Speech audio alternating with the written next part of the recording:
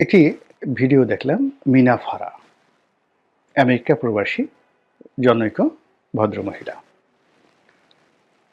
একসময় মুক্তিযুদ্ধের পক্ষের একজন গবেষক, একজন লেখক এবং বাংলাদেশের সাহিত্য, সংস্কৃতি এবং রাজনীতির অঙ্গনে দীর্ঘদিন ধরে তিনি আলোচিত।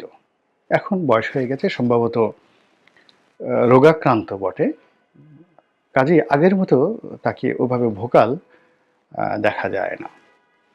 কিন্তু একটা সময় তিনি নয়াদিগন্ত পত্রিকাতে লিখতেন এবং জামাতের পক্ষে তিনি হিন্দু ধর্মাবলম্বী হওয়া সত্ত্বেও জামাতের পক্ষে তার যে অগ্নিঝরা বক্তব্য এবং তার যে লেখনী, এটি নয়াদিগন্তের যারা পাঠক তারা খুব ভালো করে এই মিনা ফারাকে চিনেন। ২ নম্বর হলো যে শেখ হাসিনার বিরুদ্ধে আমরা যারা দেশে কথা বলেছি তাদের কথা বাদ, দেশের বাইরে সেই বলতে গেলে ২০১৩-১৪ সন থেকে ইউটিউব চালু হওয়ার পর থেকে, ফেসবুক চালু হওয়ার পর থেকে যদি প্রথম কেউ শেখ হাসিনার বিরুদ্ধে এখন যেভাবে পিনাকি বলছেন, পিনাকির চাইতে স্ট্রংলি যদি কেউ বলে থাকেন, এই মিনা ফারা শেখ হাসিনার বিরুদ্ধে কন্টিনিউয়াসলি তিনি সেই কথাগুলো বলেছেন। অনেক কথা হয়তো মিথ্যা, অনেকগুলো হয়তো প্রোপাগান্ডা, কিন্তু মূল বিষয়টা হলো যে শেখ হাসিনার বিরুদ্ধে জনমত গঠন করার ক্ষেত্রে পুরো ২০১৩, ১৪, ১৫, ১৬ এই সময়টিতে তিনি ভীষণ রকম শক্তিশালী ভূমিকা পালন করেছেন এবং তার দ্বারা সরকার এতটা, আওয়ামী লীগ সরকার ক্ষতিগ্রস্ত হয়েছে যে পরবর্তীতে আর তিনি বাংলাদেশে লিখতে পারেননি, নয়াদিগন্তে তার লেখা ছাপাতে পারেননি। এবং একই অবস্থা কিন্তু পিনাকির ক্ষেত্রে প্রযোজ্য ছিল, অর্থাৎ যতদিন শেখ হাসিনা ক্ষমতায় ছিলেন ততদিন পর্যন্ত পিনাকি, শেফায়েতুল্লাহ শেফু এদের নাম কোনো পত্রিকা উচ্চারণ করতে পারতো না। যেভাবে তারেক রহমান সাহেবের নাম উচ্চারণ করা যেত না, তাদের বিষয় নিয়ে কোনো আলোচনা করা যেত না, একইভাবে মিনা ফারা, তারেক রহমান, তারপর শেষে পিনাকি, কনক সারোয়ার, এদের নাম বাংলাদেশে উচ্চারণ করা যেত না। আমি মাঝে মধ্যে খুব কৌশলে তারেক রহমান সাহেবকে নিয়ে লেখার চেষ্টা করেছি। তারপরে যাকে বলা হয় পিনাকিকে নিয়ে লিখেছি বা বলেছি খুব কৌশলে। আওয়ামী লীগ ওটা ইন্টেলেকচুয়ালি ধরতে পারেনি। তো যাই হোক, কিন্তু মিনা ফারাকে নিয়ে আমার কখনো কোনো কিছু বলার সুযোগও হয়নি, প্রয়োজনও হয়নি। এর কারণ হলো সে নিজেই তখন একটা, যাকে বলা হয়, এত শক্তিশালী একটা পর্যায়ে ছিল যে তার ভিউ, তার অডিয়েন্স অনেক বেশি ছিল, মধ্যে অনেক দিন তাকে দেখা যায়নি। তো যার জন্য তিনি একজন মুক্তিযুদ্ধের গবেষক, বেশ নামকরা গবেষক, সম্ভবত একসময় আওয়ামী লীগের খুব সাপোর্টার ছিলেন এবং কোনো কারণে তিনি আওয়ামী লীগের প্রতি খুব বিক্ষুব্ধ হয়েছেন। পরবর্তীতে এখন যেভাবে পিনাকি ইসলামী ঘরানার যারা রাজনীতি করেন তাদেরকে সমর্থন করেন, মাহমুদুর রহমান যেভাবে ইসলামী ঘরানার, আমার দেশের মাহমুদুর রহমান যে ইসলামী ঘরানার যারা রাজনীতি করেন তাদের সবাইকে তিনি সাপোর্ট করেন। মধ্যে ফরহাদ মাজার এই কাজটি করেছেন, কিন্তু সাম্প্রতিক সময় দেখা যাচ্ছে যে ইসলামপন্থীদের সঙ্গে তার একটা দূরত্ব চলে এসেছে এবং এখন তিনি বলতে গেলে যে সুফিইজম, যেটা লালনবাদ, সেই লালনবাদের দিকে তিনি ঝুঁকে পড়েছেন। ফলে হেফাজত, জামাত, তাবলিগ এদের ব্যাপারে ফরহাদ মাজাহারের যে যাকে বলা হয় দুর্বলতা ছিল সেটা এখন আর নেই। কিন্তু মিনা ফারার যে ইসলাম প্রীতি বা এই ইসলামিক যারা রাজনীতি করেন তাদের প্রতি তার যে সমর্থন, এটি এখনো পর্যন্ত অব্যাহত। বয়সের কারণে তিনি আগের মতো ভাবে খুব দৃঢ়তা নিয়ে বলতে পারেন না, কিন্তু যেহেতু তার অভিজ্ঞতা, লেখনী এবং বলার ক্ষমতা এবং যে কোনো একটা বিষয় উপস্থাপন করার জন্য যে চিত্রনাট্য তৈরি করা দরকার, সেই চিত্রনাট্য তৈরি করার অসাধারণ তার ক্ষমতা রয়েছে এবং সেই ক্ষমতা নিয়ে তিনি সাম্প্রতিক সময় বিএনপির বিপক্ষে প্রচারণা শুরু করেছেন এবং বিএনপির বিপক্ষে তিনি যে প্রচারণাটা শুরু করেছেন, খুব দ্রুত আমার বিশ্বাস এবং ভয় এবং আতঙ্ক যে মিনা ফারাকে অনুসরণ করে আর অনেকেই আরও অনেকেই এই ধরনের কন্টেন্ট তৈরি করবে, যেগুলো বিএনপিকে মোকাবেলা করতে হবে। বিএনপিকে মোকাবেলা করতে হবে এবং চুপ থাকা চলবে না। এর কারণ হলো যে অপপ্রচার এমন একটা জিনিস, সেই অপপ্রচার প্রথম দিকে আওয়ামী লীগ পাত্তা দিতে চায়নি। 2014 থেকে 18-তে তারা এই জিনিসটা কগনিজেন্সি আনতে চায়নি, এবং পরবর্তীতে যখন 18 সনের নির্বাচনের পরে তারা এই বিষয়ে ব্যবস্থা নিল এবং কিছু লোককে ভাড়া করলো। যেমন দেখা গেল যে তার কে যারা গালাগালি করে, সেই গালাগালিকে কাউন্টার গালাগাল দিতে পারে এরকম কিছু গলাবাজ বা গালবাজকে তারা ভাড়া করলো। এটা রং ডিসিশন ছিল। মানে এগুলোকে আসলে গালাগাল দিয়ে করা যায় না, কিন্তু ইন্টেলেকচুয়ালি মানে আওয়ামী লীগকে যারা ডুবিয়েছে তাদেরকে মোকাবেলা করার জন্য আওয়ামী লীগ কখনই কোনো ইন্টেলিজেন্ট লোককে ভাড়া করতে পারেনি, নিয়োগ করতে পারেনি, বা তাদেরকে রাজি করতে পারেনি। তো ফলে উত্তেজক কথাবার্তা বা ভালগার জাতীয় যে সকল কথাবার্তা, অকথ্য বা সশ্রী ভাষায় গালাগাল, যেমন ধরেন শেফায়েতুল্লাহ সেফু, এখন সে শেখ হাসিনার সম্পর্কে ধরেন একটা খুব বাজে কথা বলেছে, খুব বাজে কথা বলেছে। এটা কিন্তু আওয়ামী লীগের লোকজন লুকিয়ে লুকিয়ে স্বামী স্ত্রী দেখেছে। বা অর্থমন্ত্রী আবুল মাল আব্দুল মুহিতের মুখ দিয়ে গন্ধ আসে, তিনি কথায় কথায় বায়ু ত্যাগ করেন, দীপুমণি বায়ু ত্যাগ করেন, এই জিনিসগুলো শেফায়েতুল্লাহ সেফু বলেছেন। একেবারে ধরুন ডাহা মিথ্যা কথা, কিন্তু মানুষ খুব মজা পেয়েছে। মজা পাওয়ার ফলে কি হলো, ওই মানুষগুলোর যে স্ট্রেংথ আছে, ওজন আছে, গ্রহণযোগ্যতা আছে, এটা ধীরে ধীরে ধীরে ধীরে ধ্বংস হতে থেকেছে। ফলে আপনি বাংলাদেশের ক্ষেত্রে হিরো আলম বলেন, শেফায়েতুল্লাহ সেফু বলেন, বা পিনাকি বলেন, এরা যে গালাগালগুলো পড়ে বা যে বাজে কথাগুলো বলে, এগুলোর একটা আফটার ইফেক্ট আছে, লং টার্মে আফটার ইফেক্ট আছে, যেটা মূলত আওয়ামী লীগকে ধীরে ধীরে শেষ করে দিয়েছে। আওয়ামী লীগের কামরুলের নাম গমরুল, বা ধরুন শেখ হাসিনাকে কাঁঠাল রানী বলা হয়েছে, বা শেখ হাসিনার পরিবর্তে আওয়ামী লীগের যে স্লোগান জয় বাংলা, এটাকে একটা গালিতে রূপান্তরিত করা হয়েছে। এখন চিন্তা করুন বর্তমান প্রেক্ষাপটে এই জিনিসগুলো কেমন হয়ে গেছে। ঠিক আওয়ামী লীগকে যেভাবে ম্যাটিকুলাসলি শেষ করা হয়েছে, ওই জিনিসগুলো আবার বিএনপির জন্য অপরিহার্য হয়ে পড়েছে। এবং এই প্রচারণটা প্রথম মিনা ফারার মতো মানুষের মুখ দিয়ে যখন আমি এই জিনিসগুলো শুনলাম, তখন আমার কাছে মনে হলো এই বিষয়গুলো নিয়ে কথা বলা উচিত। মিনা ফারা তার ভিডিওতে বিএনপির তারেক রহমান সাহেবকে তিনি টি রহমান হিসেবে এই প্রথম যাকে বলা হয় তিনি সম্বোধন করলেন। তো টি রহমান হিসেবে সম্বোধন করলেন, এটা আমি কখনো আমার মাথায় আমি এতদিন যাবত ভিডিও করি যে তারেক রহমান সাহেবকে যে টি রহমান বলা যায়। আমরা একসময় ঠাট্টা করে হুসাইন মোহাম্মদ এরশাদকে হুমু এরশাদ বলতাম। আবার অনেকে গাফফার চৌধুরীকে আগা চৌ বলে ঠাট্টা মস্করা করতেন, নাম সংক্ষিপ্ত করা। যেমন আমাকে যারা অপছন্দ করেন তারা সবাই গোলাম মাওলা রনি, তা গোমা রনি বলার চেষ্টা করছেন।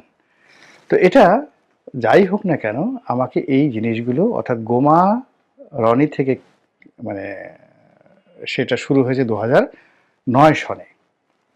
তো 2009 সনে এই যে অপপ্রচার গোমা রনি থেকে গোলাম মাওলা রনি বলবে এবং লোকজন আমাকে সম্মান করবে, এই জন্য আমাকে যথেষ্ট পরিশ্রম করতে হচ্ছে এখনো পর্যন্ত। কিংবা ধরুন একজনে আমাকে অপছন্দ করে, সেটা গালি দিয়ে বসলো, বিশ্রী গালি। এখন ওই গালিকে অনুসরণ করে দেখা গেল কয়েক লাখ লোক ওই গালি কিছুদিন দেওয়া শুরু করলো। ওটার বিপরীতে আমাকে কিন্তু লড়াই করতে হয়েছে, যে কোনো একটা বাজে জিনিসের বিরুদ্ধে লড়াই করে আমাকে আমার মর্যাদাটা রক্ষা করতে হয়েছে। কিন্তু আমি যদি স্টপ হয়ে যেতাম বা ওই গালিগুলোকে পাত্তা না দিতাম, তাহলে আমার অবস্থা কিন্তু শেখ হাসিনার অবস্থাই হতো। এখন বিএনপির বিরুদ্ধে যে সকল কথাবার্তা হচ্ছে, তারেক রহমান সাহেবকে এখন টি রহমান বলা হচ্ছে, কেউ হয়তো তাকে আকার ইঙ্গিতে আরও কথা বলার চেষ্টা করছেন। এই জিনিসগুলো যেভাবে হোক না কেন কাউন্টার আলাপ আলোচনা করে তার মান মর্যাদা সম্মান বৃদ্ধি করতে হবে। আদারওয়াইজ নেতার যদি সম্মান না থাকে, নেতার যদি ভাবমূর্তি না থাকে, এবং তাকে যদি নেতার মতো না মনে হয়, আমরা যে অনেকের জন্য সিংহাসন বানাই, অনেককে বড় চেয়ারে বসাই, কিংবা রাজার জন্য খুব সেই রাজকীয় পোশাক তৈরি করি। এখন আপনি ধরেন এই যুগে ব্রিটেনের রানীর অভিষেক হবে, রাজার অভিষেক হবে, সেটা আজ থেকে 1000 বছর আগে যেভাবে অভিষেক হতো, কেন সেইভাবে করা হচ্ছে? তিনি যে রাজা, তিনি যে আমাদের মতো নন, তার যে মুকুট আছে, তার যে তলোয়ার আছে, তার যে ঘোড়া আছে, তার যে প্রাসাদ আছে, এই জিনিসগুলো মানুষের মস্তিষ্কে ঢুকিয়ে দেওয়া হয়। তো কাজেই বিএনপি যাকে প্রধানমন্ত্রী বানাবে, যাকে রাজা বানাবে, যাকে দলীয় প্রধান বানাবে, তাকে যদি বিএনপির প্রতিপক্ষরা নামিয়ে নিচে নামাতে একেবারে হাস্যকর একজন ব্যক্তিত্বে পরিণত করে ফেলে, মানে ব্যক্তিতে পরিণত করে ফেলে, নট ব্যক্তিত্ব, ব্যক্তিতে পরিণত করে ফেলে। এরপর তাকে একটি অগ্রহণযোগ্য, অপ্রয়োজনীয় এবং অনুল্লেখ্য তুচ্ছ-তাচ্ছিল্যের বস্তুতে পরিণত করে ফেলে, অশ্রদ্ধার বিষয়বস্তুতে পরিণত করে ফেলে। এই ব্যাপারে বিএনপির যারা মিডিয়া সেলে রয়েছেন তাদেরকে এই বিষয়গুলো কগনিজেন্স আনতে হবে, এবং এই বদনামগুলোর উপরে মানে মিনাফারাকে গালি দিয়ে কিন্তু হবে না। আপনি যদি এখন পিনাকিকে মোকাবিলা করার জন্য নিঝুম মজুমদারকে দিয়ে আওয়ামী লীগ যে কাজটি করার চেষ্টা করেছে, এটা যে ফল হয়নি, এটা তো আপনারা বুঝতে পেরেছেন। তো কাজেই এখানে মিনাফারা বা তার মতো আরও অনেকেই বলা শুরু করেছেন এবং করবেন। এই বিষয়গুলোকে মোকাবেলা করতে হবে। ২ নম্বর হলো যে দেখা গেল যে এই বিপ্লবের এই সময়টিতে বিএনপির যারা লোকজন রয়েছেন তারা অনেকেই বিএনপির লোক, বিএনপির বাইরের লোক, পুরো বিপ্লবের কৃতিত্ব এবং কর্তৃত্ব জনাব তারেক রহমান সাহেবকে দেওয়ার চেষ্টা করছেন। অনেকে তাকে মাস্টার মাইন্ড বানানোর চেষ্টা করছেন। অনেকে তাকে, যাকে বলা হয়, তিনি এই পুরো গণ অভ্যুত্থানটিকে লন্ডনে বসে টাকা দিয়ে, পয়সা দিয়ে, বুদ্ধি দিয়ে, পরামর্শ দিয়ে, হুকুম দিয়ে, দলীয় লোকজনকে দিয়ে এই কাজগুলো করাচ্ছেন। এই বিষয়গুলো নিয়ে বিতর্কে না গিয়ে প্রতিপক্ষ ঠাট্টা মশকরা শুরু করেছে, এবং সেই ঠাট্টা মশকরা করতে গিয়ে তারা শহীদ প্রেসিডেন্ট জিয়াউর রহমানকে টেনে নিয়ে এসেছে, এবং তারা বলার চেষ্টা করেছে যে ৭ই নভেম্বরের যে বিপ্লব, যেটার বেনিফিশিয়ারি শহীদ প্রেসিডেন্ট জিয়াউর রহমান, এই বিপ্লবটা করেছেন কর্নেল তাহের। কর্নেল তাহের বিপ্লব করেছেন, কিন্তু সেই কর্নেল তাহেরের বিপ্লবটাকে তিনি কুক্ষিগত করে সেই কর্নেল তাহেরকে ফাঁসিতে ঢুকিয়ে দিয়েছেন।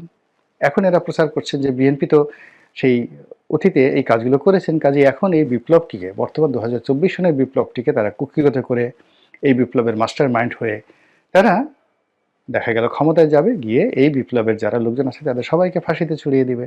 এখন এই জিনিসগুলোর যে প্রশ্ন তারা করেছে এবং ইতিহাসের সঙ্গে যারা যেভাবে তারা লিঙ্ক দিয়ে দিচ্ছে, এগুলোতে আপনার মোকাবেলা করতে হবে, কথা বলতে হবে, কেন, কোন কারণে, কিভাবে এই জিনিসগুলো হয়েছিল এবং আগামীতে এই জিনিসগুলো হবে না, এই বিষয়গুলো বলতে হবে।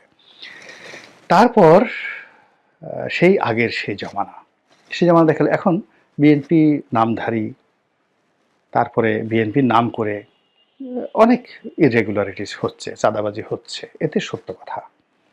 অনেক জায়গাতে বিএনপির লোকজন রক্তক্ষয়ী মারামারি করেছে এবং অনেকগুলো মানুষ ইতিমধ্যে মারা গিয়েছে বিভিন্ন জায়গাতে।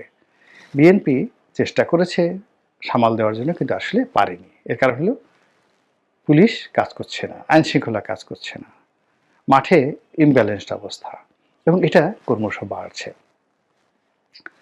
এই যে বিএনপির মধ্যে যে অরাজকতা, সেই অরাজকতাকে পুঁজি করে প্রতিপক্ষ যা বেনিফিট নেওয়ার তারা কিন্তু সেটা নিয়ে নিচ্ছে, এবং বিএনপির বিরুদ্ধে প্রচার করছে যে এই দেখো তারা ক্ষমতায় আসেনি, তাতেই তারা এখন মারামারি করছে, চাঁদাবাজি করছে, অত্যাচার করছে, থানা আক্রমণ করছে, ওটা করছে। এবং আগামীতে এই আওয়ামী লীগের যেমন দেখা গেল স্বরাষ্ট্রমন্ত্রী সাবেক যে আছে, তিনি একটা সাক্ষাৎকার দিয়েছেন, এবং এখন জামাত সমন্বয়ক থেকে শুরু করে সবাই খুব কৌশলে যেই কথাগুলো বলার চেষ্টা করছেন, সেটা হলো যে এই যে 450 থানা আক্রমণ হয়েছে, পুলিশ যে হতাহত হয়েছে, এই প্রশ্নটা শুধু তারা তুলছেন। তো যখন প্রশ্নটা আপনি তুলবেন, তোলার পরে যদি আপনি বলেন যে এই আন্দোলনের আমি মাস্টার মাইন্ড, তাহলে যে মাস্টার মাইন্ড হবে তাকে তো এই দায় দায়িত্বগুলো নিতে হবে, এবং দায় দায়িত্ব আপনি যদি নাও নেন, এই 2 লক্ষর অধিক পুলিশ বাহিনী, তাদের মধ্যে আলটিমেটলি যাকে মাস্টার মাইন্ড বলা হচ্ছে বা যে মাস্টার মাইন্ড দাবি করছে বা এই আন্দোলন আমি করেছি এরকম কথা বলার সঙ্গে সঙ্গে পুরো যে ফোর্সেস, এই তাদের বিরূপ একটা মনোভাব তাদের উপর চলে আসছে। এটা মোকাবেলা প্ল্যান পরিকল্পনা না করে যদি বিতর্ক করেন, তারপরে চুপ থাকেন অথবা রাগ দেখান, কোনো লাভ হবে না। এরপর অতীতে বিএনপি যে কাজগুলো করেছে, যেটি নিয়ে আওয়ামী লীগ গত সেই দীর্ঘদিন ধরে অপপ্রচার, নফরত, ঘৃণা, হাওয়া ভবন, খাম্বা, তারপরে শেষে কি একটা ভবন আছে, খোয়াব ভবন। তো এই জিনিসগুলো নিয়ে এর আদৌ সত্যতা আছে কিনা, কি আছে কিনা বা কতটুকু কি আছে, কিচ্ছু প্রমাণ করার দরকার নাই। বাসন্তীর জল মানে জাল পড়া ছবি আর শেখ কামালের ব্যাংক ডাকাতি, এই দুটো আওয়ামী লীগকে এখনো ভোগাচ্ছে, বাকশাল আওয়ামী লীগকে ভোগাচ্ছে। মেজর ডালিমের স্ত্রীকে শেখ কামাল অপহরণ করেছে, অথচ দেখেন বাস্তব অবস্থা হলো যে এই ঘটনার সাথে শেখ কামালের কোনো নামগন্ধই নেই। বঙ্গবন্ধু ছিলেন মেজর ডালিমের উকিল বাবা, অর্থাৎ তিনি মেজর ডালিমকে বিয়ে দিয়ে দিয়েছেন। এবং যে ঘটনা ঘটেছিল সেটা হলো মেজর ডালিমের সঙ্গে এক তৎকালীন যে রেড ক্রসের চেয়ারম্যান গোলাম মোস্তফা, তার সন্তানদের একটা গন্ডগোল হয়েছিল এবং তার প্রেক্ষিতে যখন সেই মাস্তান শাস্তান নিয়ে এসে মেজর ডালিমকে তুলে নেওয়া হচ্ছিল, তখন মেজর ডালিমের স্ত্রী এবং আরও কয়েকজন মহিলা সেটা বাধা দিয়ে বলে যে তাকে নিয়ে যেতে পারবে না। কোথায় নিয়ে যাচ্ছে? বলে যে ৩২ নম্বরে নিয়ে যাচ্ছে। তারপর যে আমিও যাব। এবং তারা যখন জানলো যে ডালিমের স্ত্রী মূলত বঙ্গবন্ধুর পালিত কন্যার মতো এবং উকিল বাবা, তখন কিন্তু তারা ভয় পেয়ে যায় এবং বঙ্গবন্ধুর পরিবারে গিয়ে বঙ্গবন্ধু এটা নিষ্পত্তি করে দেন এবং মেজর ডালিমের কাছে গোলাম মোস্তফা এবং অন্যান্য যারা আছেন তারা রীতিমতো মাপ চাইতে বাধ্য হন। তো বুঝেন এই হলো বাস্তব খবর। আর সেই বাস্তব খবরটিকে শেখ কামাল তার মেজর ডালিমের বউকে পছন্দ করেছে, তাকে উঠিয়ে নিয়ে গেছে, তাকে ধর্ষণ করেছে, এই ধরনের, নিম্মিকে ধর্ষণ করেছে, এই ধরনের কথাবার্তা মার্কেটিং হয়ে গেছে। তো কাজেই হাওয়া ভবন নিয়ে, খাম্বা নিয়ে যা কিছু হচ্ছে, মানে অতীতে হয়েছে এবং এখন যা কিছু হচ্ছে, এর একটাও যাকে বলা হয় আপনাকে মুখ বুজে থাকা চলবে না। কন্টিনিউয়াসলি ওরা যেভাবে বলবে তার এগেনস্টে আপনার যুক্তি তুলে ধরতে হবে, সত্য তুলে ধরতে হবে। আদারওয়াইজ এইগুলোতে বিএনপির যত সম্ভাবনা রয়েছে, যত ভবিষ্যৎ রয়েছে, যত ভালো দিক রয়েছে, সব জিনিসগুলো খেয়ে ফেলবে, ক্যান্সারের মতো খেয়ে ফেলবে। এবং সেই জিনিসটি এই মিনা ফারার মতো একজন প্রতিভাদীপ্ত মহিলা যে প্রশ্নগুলো করেছেন আমেরিকার মতো জায়গা থেকে, ওটাকে অনুসরণ করে দেখবেন যে অনেকেই এই জিনিসগুলো শুরু করেছে। আলটিমেটলি সোশ্যাল মিডিয়াতে জামাতের যে আধিপত্য, বিএনপি বিরোধী শক্তির যে আধিপত্য এবং ইদানিংকালে আওয়ামী লীগের লোকজনের যে আধিপত্য এখানে বেড়েছে, সেই তুলনায় বিএনপির লোকজন এখনো শিশু অবস্থায় রয়েছে, নবজাতক শিশু অবস্থায় রয়েছে। কাজেই বিএনপিকে যদি ক্ষমতায় যেতে হয়, প্রতিপক্ষকে মোকাবেলা করতে হয়, তাকে সব ক্ষেত্রে শুধু জনপ্রিয়তা দিয়ে হবে না,